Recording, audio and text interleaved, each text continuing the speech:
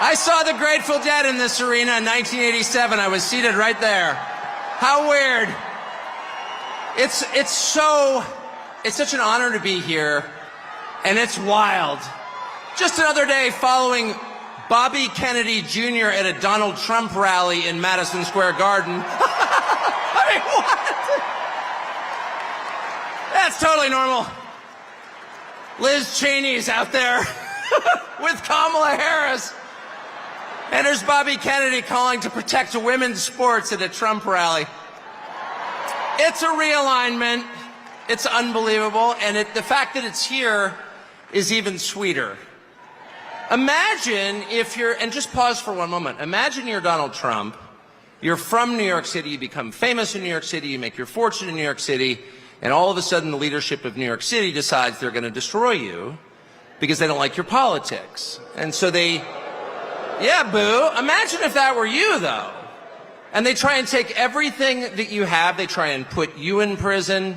They try and put your children in prison. If that happened to you, how often do you think you'd be going back to New York City? How about never? And yet he's here. It's like getting thrown out of a bar.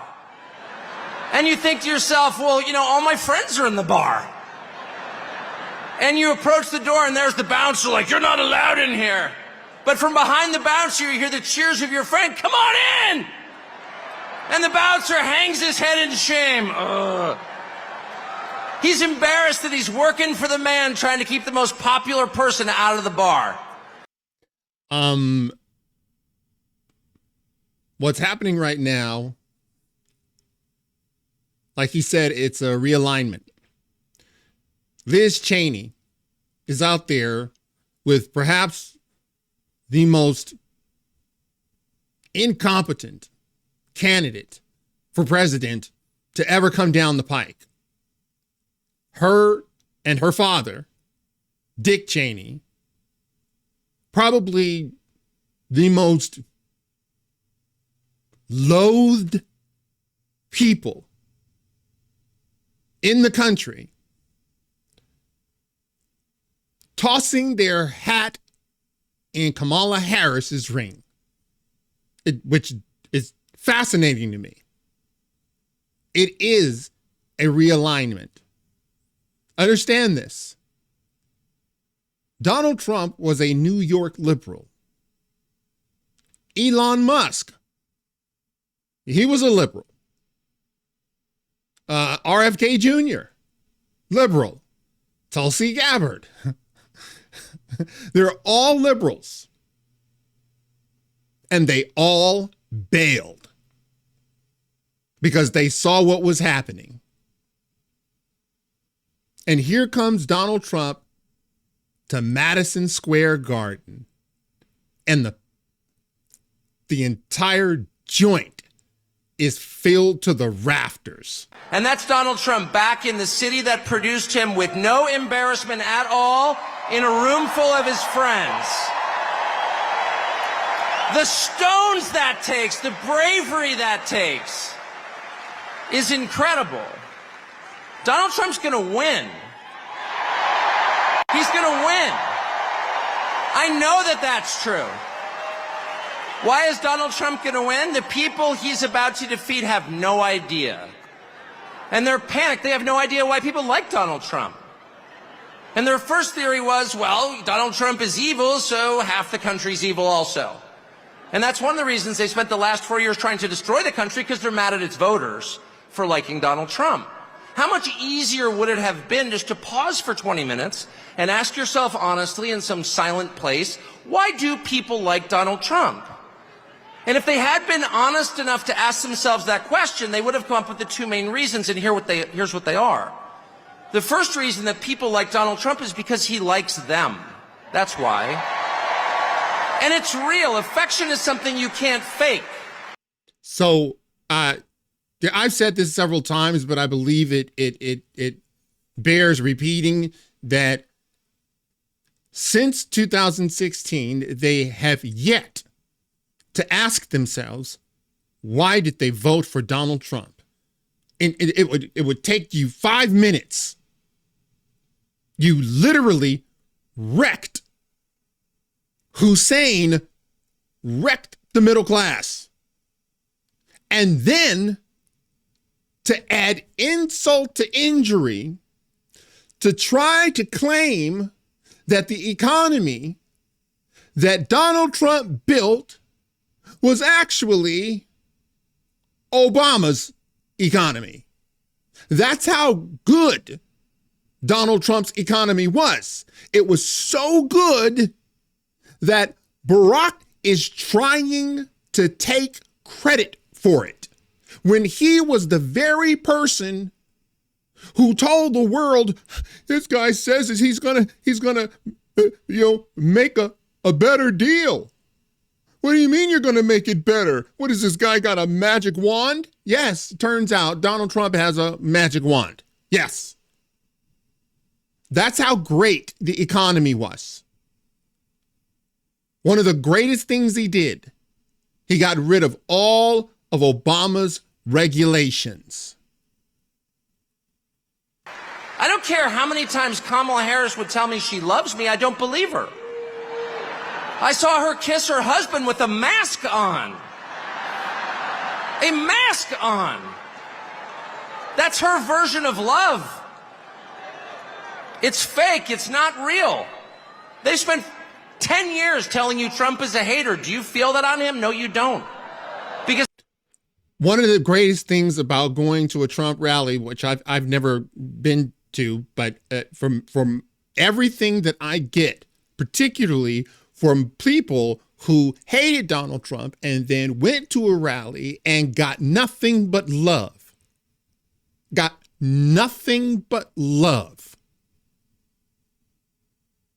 I mean, you can come wearing a Biden t-shirt. You're not going to be tossed out. You'll be welcomed. What do you think would happen if you come in a Harris rally wearing a Trump t-shirt? What do you think they would do to you? it's not there. I've spent a lot of time with Trump. And there's not one moment I've ever been with him off camera where he's spending his time grousing about people he hates. Ever. He's talking about the people and the country he loves in his private time. Trust me. And people know in a country that has been taken over by a leadership class that actually despises them and their values and their history and their culture and their customs, really hates them to the point that it's trying to replace them, they know someone who actually has affection for them, and that's Donald Trump. Trying to replace us. That's why the border is open, because they're desperate to replace us. The hatred they have for you. I mean, it's thick. It's real. They despise you. They don't like anything about you. They don't like the fact that you want to say whatever you want to say. They don't like the fact that you want to use a gas stove. They don't like the fact that every now and again you want to go out with your friends and go hunting. And you're not doing it for a photo op. You're just doing it because it's fun to do. They hate that you go to church. They hate that you believe in God. They hate everything about you. These people are evil. And it's requited. It's requited. They know. When he goes to McDonald's and serves fries, like, he's not faking that at all. That's why that worked. You know what's so funny? For him to go to McDonald's and, to do an entire shift, everyone knew he actually eats McDonald's. I would beg him, sir, Mr. President, please stop doing that. Don't do that. Okay, you're over 40, man. Don't do that. But that's him. It was authentic. and everyone knew it. And there is nothing, not that much of Calamity Harris that is authentic. Democratic media consultants are like, how is that working? Because it's real, that's why. And the second reason that people love Trump, and I put myself in this category, it's why I'm here today, is because he's liberated us in the deepest and truest sense. And the liberation he has brought to us is the liberation from the obligation to tell lies. Donald Trump has made it possible for the rest of us to tell the truth about the world around us. And that's the single most liberating thing you can do for people. If you want to enslave people, if you want to degrade them, force them to tell lies. And they have. They forced us to lie about everything at gunpoint, effectively. They put people in prison for refusing to lie. And not just the obvious lies that men can become women or Vladimir Putin blew up the Nord Stream pipeline. No, honestly, he did. January 6th was an insurrection. They were unarmed, but it was very insurrection-y. Not even the obvious ones, but the big lie. You know what the big lie is? The big lie is that they're impressive. That's what the big lie is. That the people in charge have somehow earned the right to rule over you, and they haven't. And you know that. These are the single most useless people in the United States. That Liz Cheney thinks she is useful to you. That without her, you can't operate. To have that sense of Tim Walz believes you'll never be who you're supposed to be without him.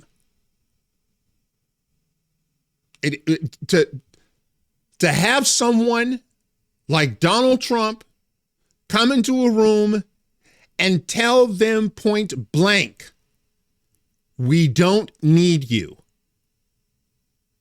We don't need your lies. We don't need you sending our sons and daughters halfway around the world so that you can enrich yourselves and your friends to fight a war that you have no business being in. See, that's one of the reasons they hate Donald Trump so much, that he has the audacity to tell them where to get off. They have no skills whatsoever. They've got 3/4 of the money and they didn't earn it. They set up a system precisely for the purpose of awarding themselves wealth and power when it's undeserved. You look at Liz Cheney and you ask yourself honestly, what skill could she possibly have that allowed her to send hundreds of thousands of people to their deaths? Did she earn that? I don't think she did. No fair system would make Liz Cheney powerful. No fair system would make Larry Fink rich. For those of you who don't know Larry Fink, that's BlackRock, the globalist, the DEI guru, the guy that's trying to shove it down your throat, make you conform. You'll do it because we told you to. And if we tell you that men can get pregnant, then you gotta believe us, and you gotta tear it. You gotta say it. No fair system would elevate someone like Kamala Harris to a presidential nomination. She's never been accused of doing anything useful. She has precisely no achievements. She's a nominee without getting a single vote. She is a metaphor for the system they created to make themselves rich and powerful, and then they have the gall to lecture you, the people who can actually change a flat tire and repair a power grid, who have useful jobs, who pay your taxes and work 40 hours a week, lecture you that you are somehow immoral. And Donald Trump has empowered the rest of us through mostly just sticking around in the face of their hate and abuse and persecution. He has given the rest of us the right to call BS on the charade. No, you are not better than us. No, you are not smarter than us. No, you do not deserve what you have. You probably stole it. No, you're not going to bully me into silence anymore. And I can promise you at this point, 9 days out, when Robert F. Kennedy Jr. and Elon Musk and Tulsi Gabbard and pretty much every high school senior and college shorty girl in the country has come out finally say, yeah, I am for Donald Trump, actually. When the entire country has realized there is nothing embarrassing about this. What's embarrassing is to take a perfectly great country and destroy it, as they have. I'm not ashamed. You should be. At that moment, it's going to be pretty tough for them 10 days from now to look in the eye to America with a straight face. It's going to be pretty hard to look at us and say, you know what? Kamala Harris, she got 85 million votes because she's just so impressive. As the first Samoan, Malaysian, low IQ, former California prosecutor ever to be elected president, it was just a groundswell of popular support. And anyone who thinks otherwise is just a freak or a criminal. At this stage of the game, after 9 years of listening to their lies and finding every single one of them totally false, no, it's not safe and effective, and no, she's not impressive. It's very hard for me to believe the rest of us are going to say, you know what, Joe Scarborough, you're right. You're right. Joe Scarborough from MSNBC, Morning Joe, and I think this is what's bugging them. They know that no one is really paying them attention. They know the Joe Rogan Experience, that whole podcast is doing infinitely. By the way, at the time that I'm recording it, the interview with Donald Trump has gone beyond 30 million. It is on its way to be the most popular singular podcast ever. He sat down for 3 hours. And now liberals and so-called liberals are begging Kamala Harris to go on the Joe Rogan's Experience. You really believe that she's going to do it for three hours? These people are not impressive. They haven't done anything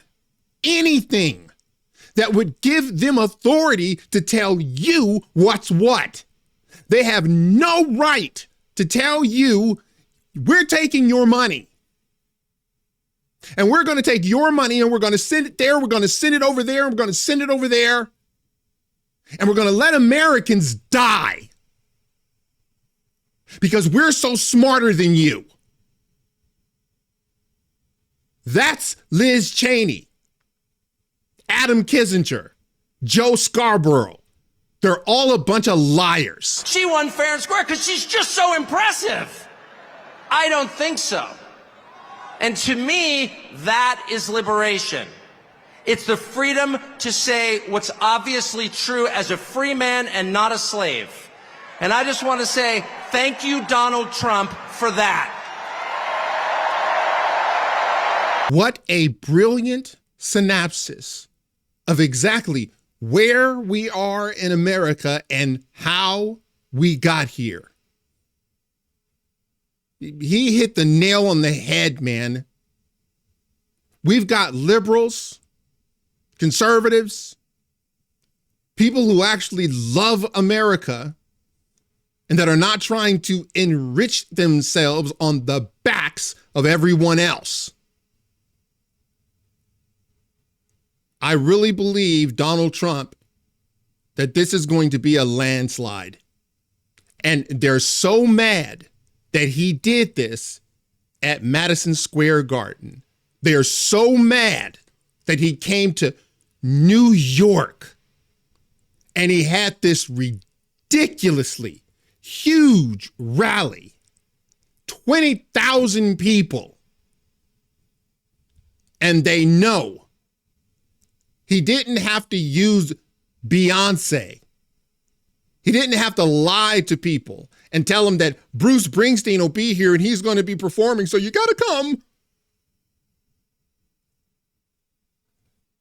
All right, I've gone long on this, but you know why. All right, guys. Thanks for, if you like this video, smash that like button and subscribe. And if you're following me on Rumble, please press that follow button. And until the next time, God bless.